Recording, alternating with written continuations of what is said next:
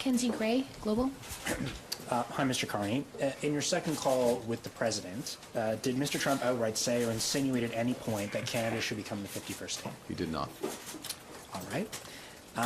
We've heard Mr. Trump on April 23rd and his surrogates throughout the final days of the campaign reiterate the idea that they believe Canada should become the 51st state. On the campaign trail, you said on multiple occasions that respect for Canada would be one of the key things in terms of having a meeting with him.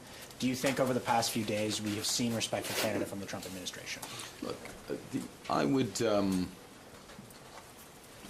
it's always important to distinguish want from reality. La volonté et la réalité, right? What someone wants and what is reality, and what the Canadian people clearly have stated, virtually without exception, is this will never ever happen. And if any of the leaders of the party and their representatives would attest to that, I think the votes attest to it. I think the public dialogue attests to it as well. We are, we're meeting as heads of our government to discuss that partnership. Now, I'm not pretending those discussions will be easy, or they won't proceed in a straight line. There'll be zigs and zags, ups and downs. But as I said in my remarks, I will fight for the best deal for Canada, and only accept the best deal for Canada, and take as much time as necessary. Davis Labrie, iPolitics. Hi, thanks for taking our questions. Just one from me to try and squeeze some more reporters in.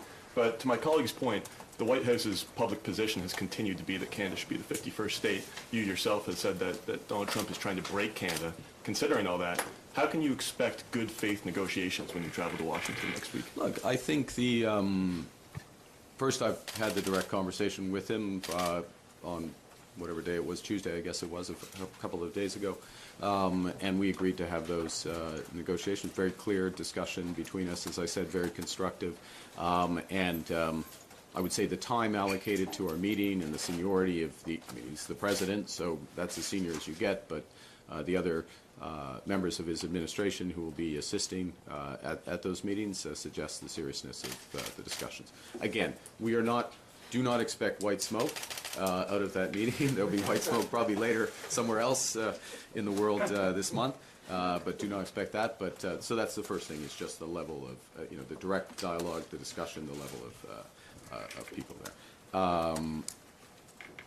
The second point, I'll make it quickly, and thank you for restricting the question so others can get in, is that he respects, as others who are good negotiators, and he's one of the best negotiators, they respect strength.